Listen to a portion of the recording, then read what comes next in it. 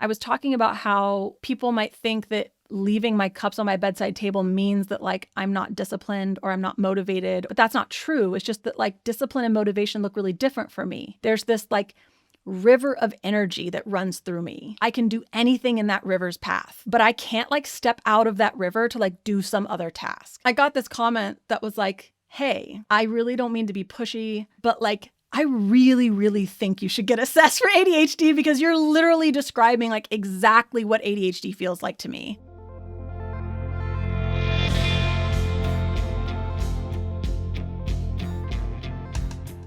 Hi, everyone, and welcome back to ADHD Aha, the show where people share the moment when it finally clicked that they have ADHD. Have you ever wondered why everyday tasks like laundry can feel impossible when you have ADHD? Well, my guest today, Casey Davis, not only knows a lot about this, it's also core to her ADHD diagnosis story. Casey is a therapist, an author, a speaker, and host of the podcast Struggle Care. Casey, I'm so happy to have you here today. How are you? Hi, I'm so glad to be here. I was thinking to kick things off, since this is not your first appearance on an understood.org podcast, I thought maybe we would play a little clip of something that you said on Sorry I Missed This, which is hosted by the amazing Kate Osborne, about laundry. Yeah, so people will think about laundry. And when will you do laundry? And can you start it now? Will you be around in an hour when it goes off? And will you remember it? And if you won't, will you come back in 2 days and it's mildewed and you have to do it again? Do you need to sort things light from dark? Do you have any laundry detergent? Did you remember to put it on the list? If you did, do you need to go to the grocery store? Did you get an Instacart order? Was it high enough to get the free shipping because you forgot the laundry detergent? Is the laundry detergent eco-friendly? And are we stressed out about that? And, once we get it into the washer, we need to get it into the dryer.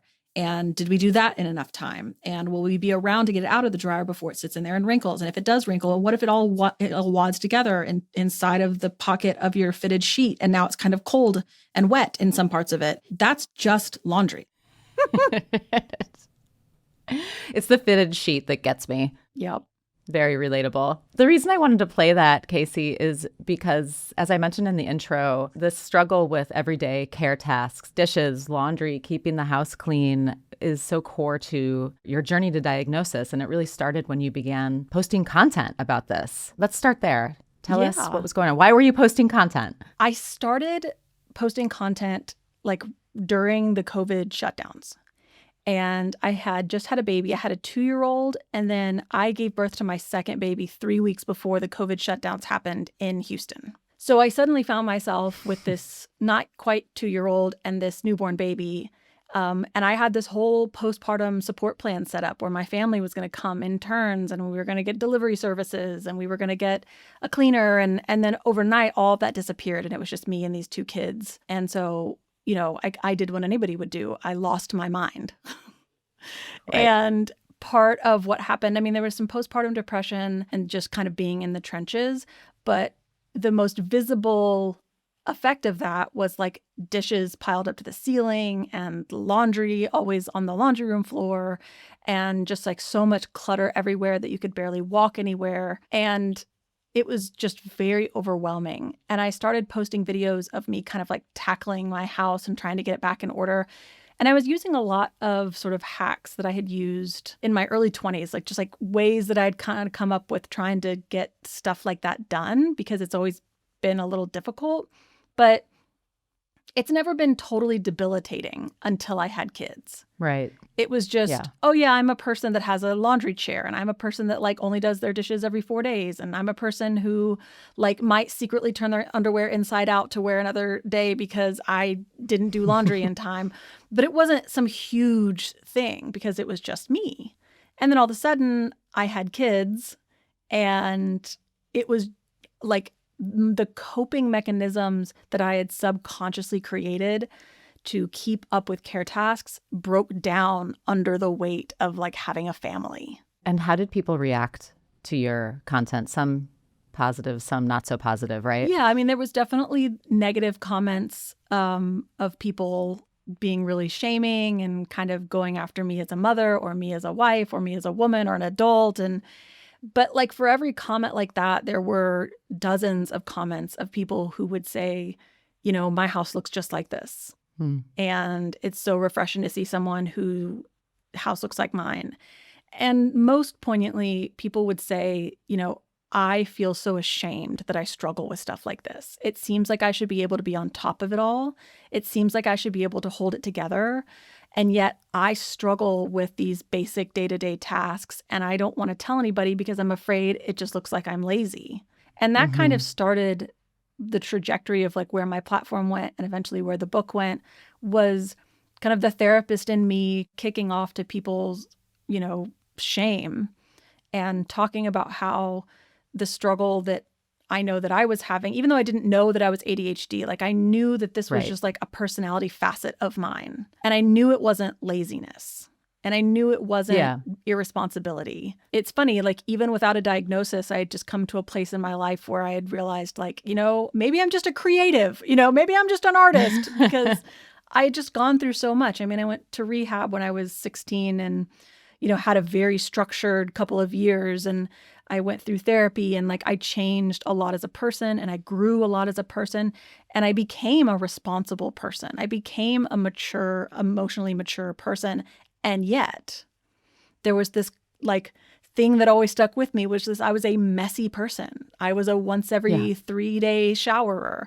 I was a never can seem to clean as I go, dishes always in the sink person, regardless of how much I like mentally and emotionally and spiritually matured. So I knew they weren't connected. So how did you eventually come to, because at this point you weren't diagnosed with ADHD. So what happened that got you down that path? So as I began to share some of these little like hacks that I used to like trick my brain into being able to do these tasks and stay on top of them, I gained quite an audience. And a huge portion of my audience were neurodivergent. They were people who were autistic. They were people who were ADHD.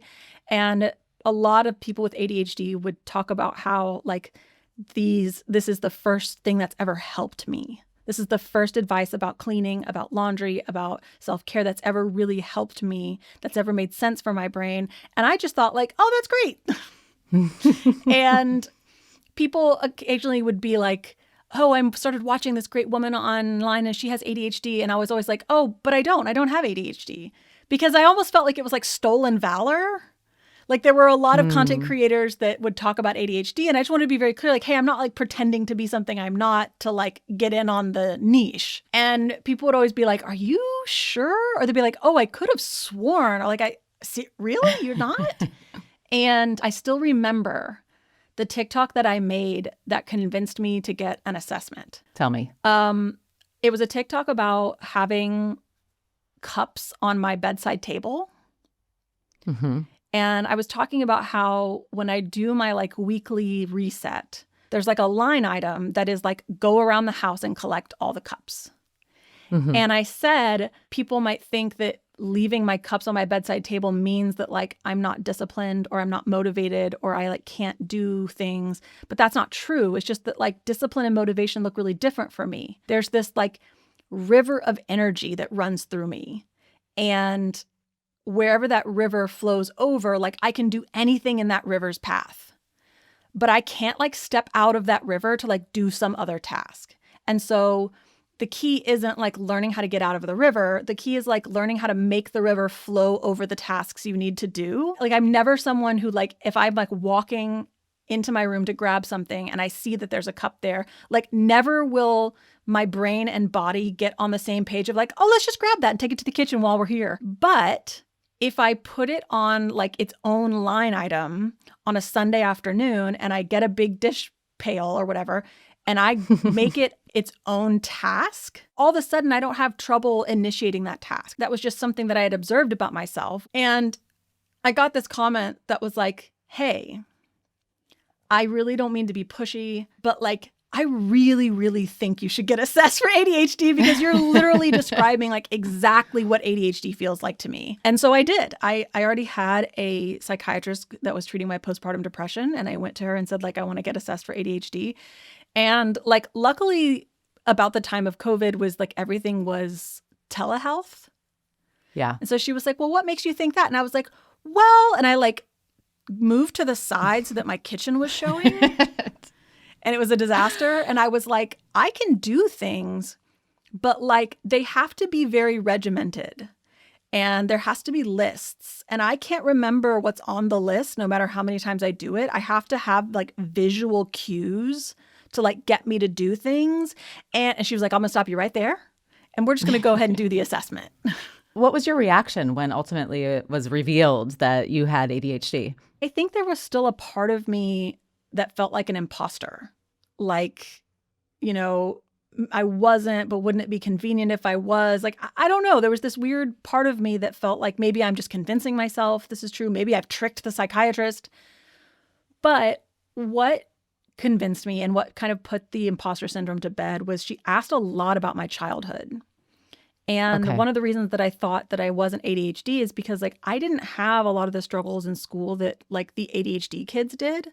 But she asked me like if there was anything I struggled with in school. And I said that really it was just homework. Like I was interested in the lectures. I liked to learn and I would listen and I would retain all of the information. And then just from hearing the lectures, I would take the tests and get A's because I would remember everything. Mm-hmm. I also was diagnosed with auditory processing disorder when I was young. And so I was always in the front row, which is probably like an accidental accommodation for the ADHD. But I never did my homework, ever. And for a long time, it didn't matter because the way that elementary school like weighted grades, the homework just wasn't weighted for very much. And my psychiatrist was like, well, it described to me like what it was like trying to do your homework. And I said, I remember they would put the assignment on the board and I would think to myself, oh, read chapter 3. Surely that seems obvious. I won't forget that. And then I'd get home and I wouldn't think about it again. And then the next day I'd be like, oh, how did I forget that? When I left the classroom, it disappeared. And what she said to me was that was actually a really common expression of ADHD in kids that are smart and like school, because ADHD isn't the inability to pay attention. It's the inability to regulate what you're paying attention to. And there were other I mean, she went through like the actual diagnostic questions, but again, the ones that convinced me was like, she said, hey, tell me more about that like learning disorder that you were diagnosed with. And I was like, oh, well, I was diagnosed with audio processing disorder as well as dysgraphia and dyslexia. And I went through like a pretty serious like summer camp thing to like rehabilitate the like dyslexia or whatever. She was like, interesting. There's actually a very large correlation between like kids with learning disorders and kids that have ADHD. And I was like, oh, interesting. She was like, yeah. Did you ever have any like vocal tics or anything growing up? And I was like, yeah, now that you mentioned it, I did. She was like, well, did you have any addiction issues? And I was like, what is happening? I mean, she literally like, how do you know? Are you a fortune teller? And I was like, yeah, I landed in rehab by the time I was 16. And she was like, yeah, there's a pretty big correlation between kids that have untreated ADHD and kids that develop addiction, like substance use disorders. And so it was just like one after another, after another, after another. And even thinking through like when I was in rehab, there were a lot of like behavioral issues that I can now look back and realize were ADHD. Like I had a tendency to correct people and to interrupt people a lot. And it was sort of couched in this like, hey, like you're pretty self-centered and like we need you to like get a grip and get mature and not think about yourself. And so for a long time, and I did, like I learned how to bite my tongue until it bled when I wanted to interrupt somebody. But I thought that was a moral failing that I had like conquered. And then of course, realizing that that's like such a common thing for people with ADHD. I mean, I'm already hearing a lot of like what are actually ADHD symptoms being perceived as character flaws, either from other people, right? We talked about like people thinking that you're lazy or just messy or just lack willpower, right? When it comes to the house. And now you're talking about the behavioral issues and just being defiant maybe when in reality, you're struggling to regulate your attention and you feel the need to interrupt. How much do you think that sunk in with you and your self-perception? I think there was some sadness because, I know for a lot of people, their story is like once they got their diagnosis, like for the first time, they didn't feel shame. Like they realized they're not broken, that they just have this disorder. And I think for me, I didn't really have that much shame anymore because like I had fought so hard through rehab, through therapy. Like I had fought so hard to gain this like radical acceptance of myself. But like I had to fight so hard to internalize that. that then when I got my ADHD diagnosis, there was some sadness of like, had I known this earlier, it wouldn't have been such a hard fight to get to a place That of makes sense. self-acceptance. Yeah. When did you start going to therapy?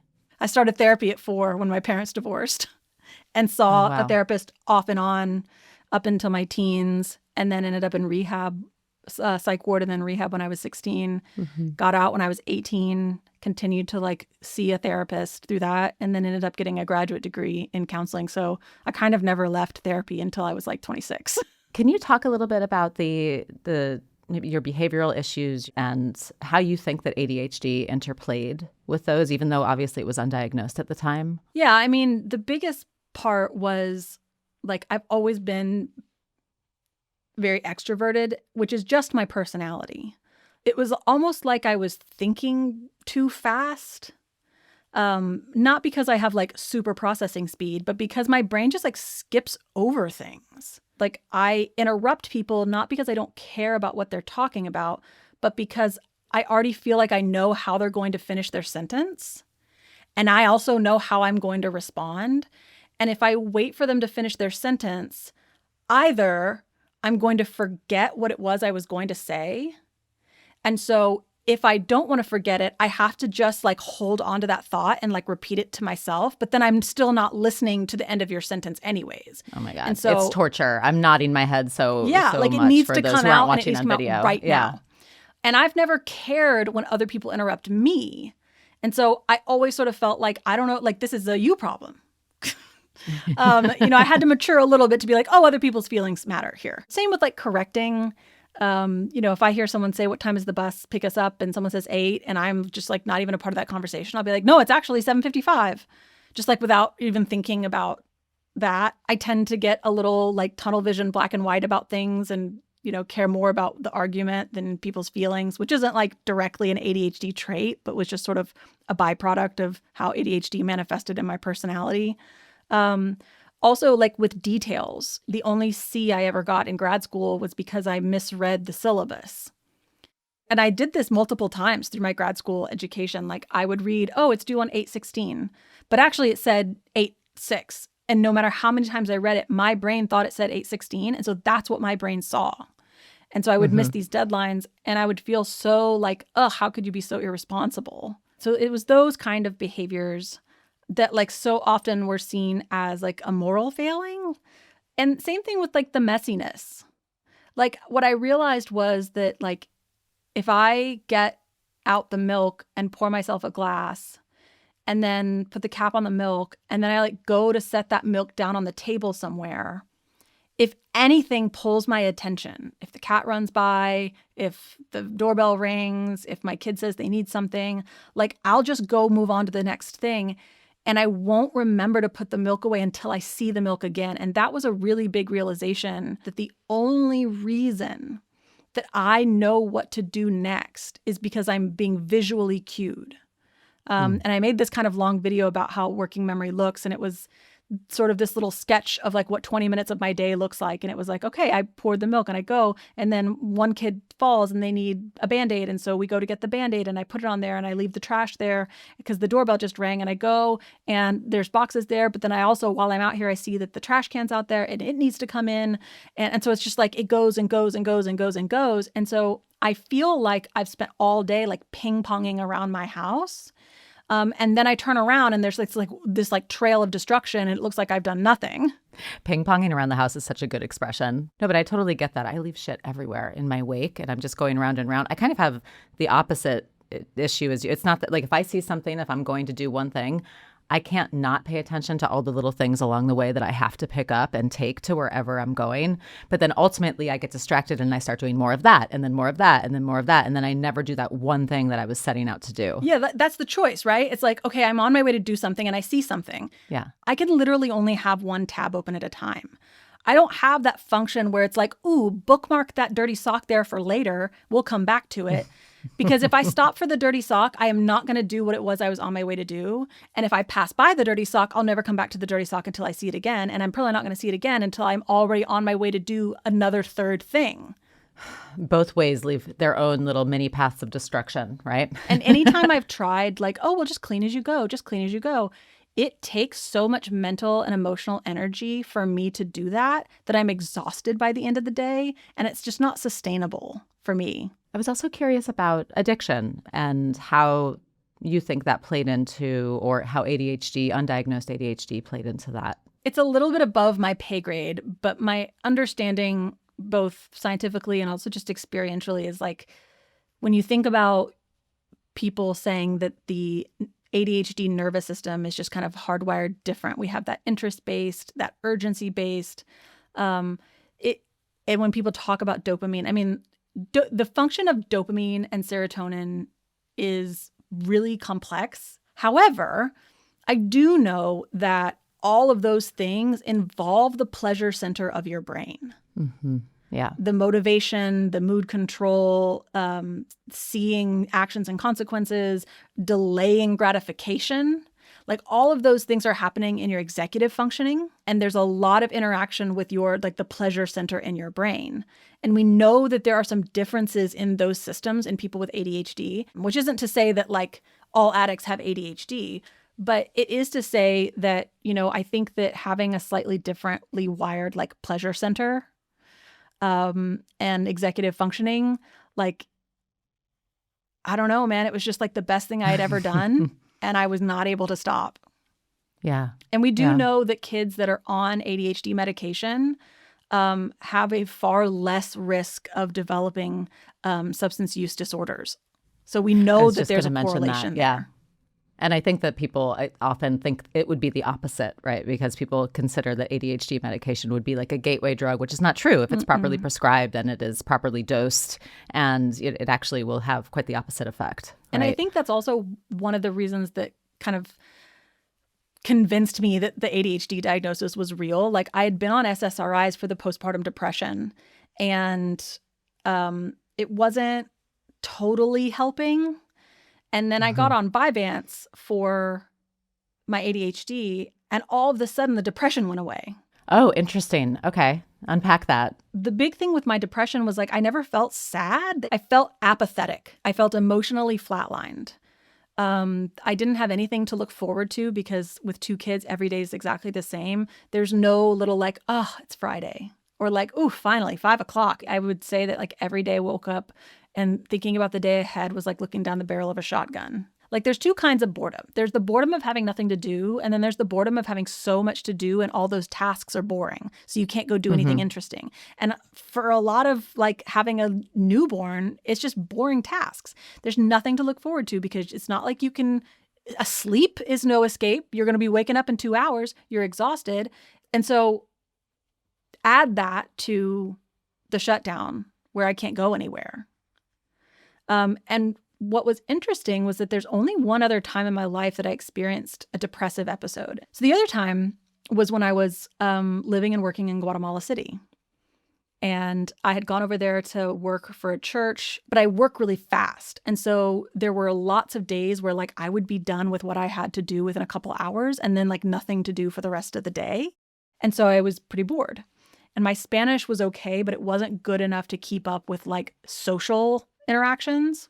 I understand that. And so like I would come home, put on the TV, compulsively watch TV until 4 a.m, go to bed, wake up, go to work, and just do it over and over. I wasn't coming out for meals. I was living with a host family. I wasn't showering. I wasn't coming out for meals. I was totally emotionally flatlined.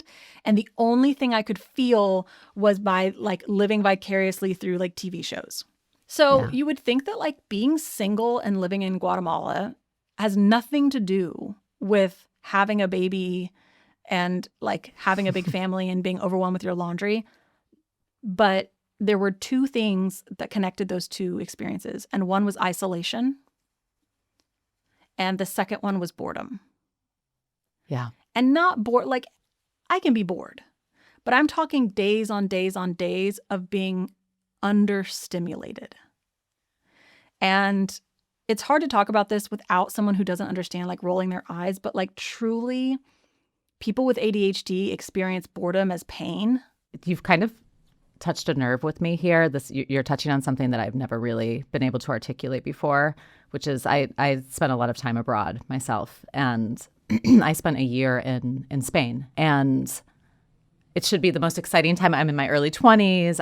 I'm working for a study abroad company. I'm on my own, and I found myself just completely bored, wandering the beautiful, beautiful city, listening to, at that point, it was a Discman. I didn't have dating myself here. I didn't have an iPod, or maybe I had an iPod. I don't know, an early one, like a big one. Just walking around, listening to music, pretending to work out, putting on workout clothes, walking for 5 minutes, walking back to my little dorm room, back and forth, going out, drinking if I could, but I didn't really know anybody, just depressed. And it was supposed to be this liberating moment. I had free time. I was alone. I was sowing my oats, and it was just, I was so bored. Yep. I couldn't find any joy.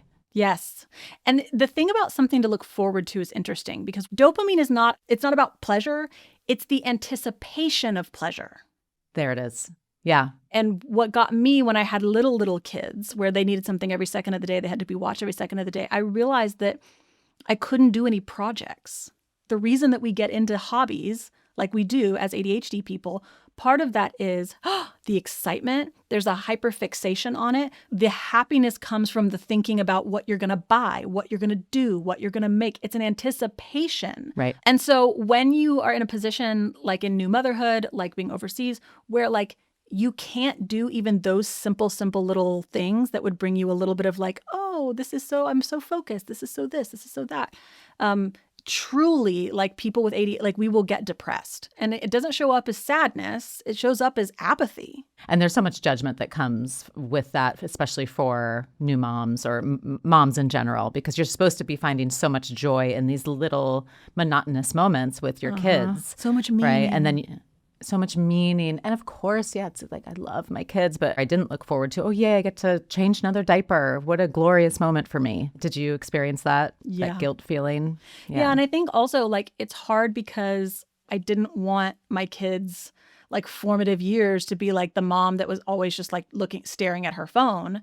And so I would resist the phone, and then I burned out, because I was trying to be 100% present all the time, and it was so insufferably boring.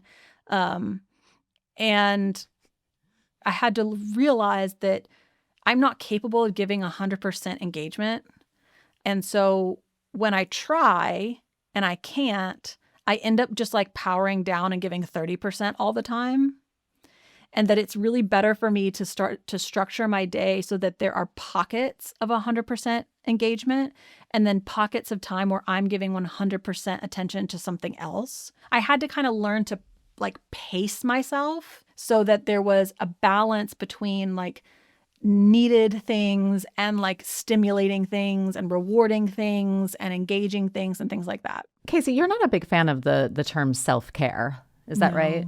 Tell me why. I think because so often the solution that we offer to people, especially women, when we feel overwhelmed, and a lot of the like self-care advice always to me ended up feeling like just another thing that I had to put on my to-do list to somehow make time and energy for that I wasn't going to be able to make time and energy for.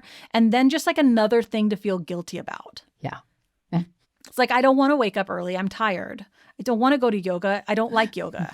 I don't want to take a bubble bath. I want, to get my kids bathed so that I can read that book I like. My poor therapist, he kept trying to tell me, like, maybe you should take a bath. I'm like, I don't want to take a bath. Could you stop telling me to take a bath? It's like, the last thing I need is more tasks. I think the idea of self-care always having to be extra activities is really oppressive to people who already feel like they don't have enough time or energy and there's too much to do.